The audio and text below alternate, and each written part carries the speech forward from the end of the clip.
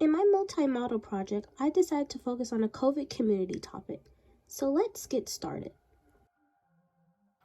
COVID, short for coronavirus disease, is a global pandemic caused by the SARS-CoV-2 virus.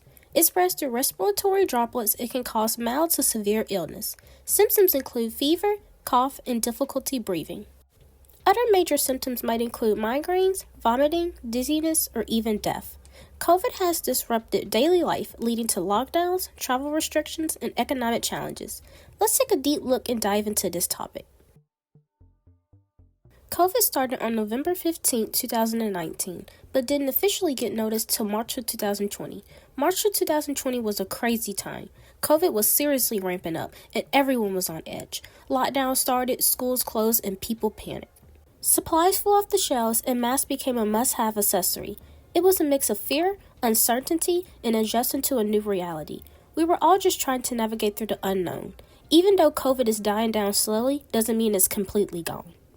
COVID is still a major issue, and one problem that needs more attention is the misinformation spreading about vaccines. We need to raise awareness about the importance of accurate information and debunk myths that discourage people from getting vaccinated. The solution lies in promoting credible sources, educating others about vaccine benefits, and addressing concerns. But the biggest question is, where did COVID come from? There have been many different questions on where did COVID come from. Some people said it came from China, while other people said it came from contaminated or poisoned food. But the accurate and state-provided answer is that it came from a thumb-sized bat tucked inside a remote Chinese cave. Researchers in China under government scrutiny have been investigating since January of 2021. This month, a World Health Organization delegation of scientists from 10 nations finally was allowed in the country to explore the origins of this virus. For the 20 countries and states currently most affected by COVID-19 worldwide, the worst is the United States of 109,508,230 cases and 1,183,393 deaths between 2020 to 2023. The state to experience COVID-19 the least being MS Sondom, located in South America East Coast with 9 cases but only 2 deaths from 2020 to 2023. These rates are so high that pregnant women with COVID-19 are also more likely to deliver a baby before the start of the 37th week of pregnancy, premature birth. Pregnant women with COVID-19 might also be at an increased risk of problems such as stillbirth and pregnancy loss or the mother passing away. In the next clip, I'm going to show a video of what this entire crisis looked like during this traumatic pandemic. The video is from Sky News on YouTube.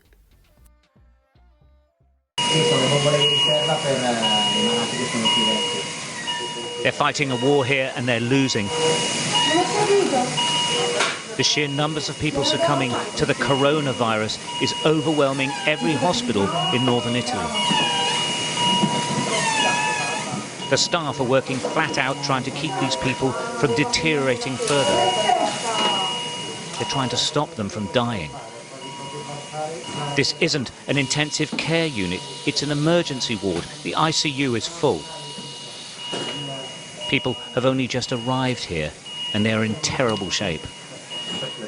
This is an absolute constant. This killer pandemic is virtually out of control. The patients are literally gasping for air.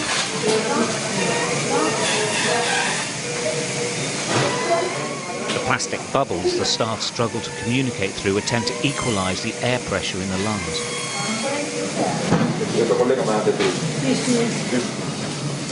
Nobody expected this. Nobody thought they'd be treating so many so quickly. And it's not like flu. It is chronic pneumonia, and it is killing hundreds each day. There are now 15 patients. The doctors say they've seen nothing like it before and are warning other countries, especially the United Kingdom, that they will see it as well. With the video I just provided, you can see that this is a serious issue. Some people truly relate to the COVID topic based on interviews provided over the years. There's this person named Sarah, who shared her experience with COVID-19. She talked about how she contracted the virus and had to isolate herself for several weeks. Sarah mentioned that she experienced its symptoms like fever, cough, and fatigue, and it was a challenging time for her both physically and emotionally. However, she also mentioned how she found support from her loved ones and the online community, which helped her get through it. Another individual named John shared his story of recovering from COVID-19. He described the process of testing positive, isolating himself, and going through the symptoms. John mentioned that even after recovering, he faced lingering effects like fatigue and loss of taste and smell. He emphasized the importance of taking the virus seriously and following safety guidelines to protect oneself and others. There are plenty of ways on how we can protect ourselves from the COVID disease. Number 1 is wearing a mask. Wearing a mask is important because it helps prevent the spread of germs that may contain the virus. It's recommended to wear a mask that covers your nose and mouth properly, especially in public places or when you're around people outside your household. Number 2 is practice social distancing. Practicing social distancing is another crucial step. By maintaining a distance of at least 6 feet from others who are not in your household, you can reduce the risk of coming into contact with the virus. This means avoiding crowded places and gatherings where it may be challenging to maintain that distance. Number 3 is washing your hands. Washing your hands frequently is also essential. Use soap and water to wash your hands for at least 20 seconds, especially after being in public places or touching surfaces. If soap and water are not available, you can use hand sanitizer with at least 60% alcohol or having paper soaps and a water bottle in your car or carrying case. Number 4 is getting vaccinated. Getting vaccinated, if you're ineligible, is highly recommended. Vaccines are a powerful tool in protecting yourself and others from the COVID-19. They help to build immunity and reduce the severity of the illness if you do happen to get infected. And number 5 is staying informed. Staying informed is crucial too. Keep up with the latest information and guidelines from reliable sources like the Centers for Disease Control and Prevention, CDC, and local health authorities. They provide valuable updates on the virus, safety measures, and vaccination efforts. In conclusion, COVID-19 has undoubtedly brought about unprecedented challenges and disruptions in our lives. However, it has also revealed the strength and resilience of humanity. As we navigate through these uncertain times, let us remember the power of unity and compassion. By standing together, supporting one another, and following the guidance of experts, we can overcome this global crisis. Even though the virus is dying down like I previously stated, it's still important to wear a mask when going into public places.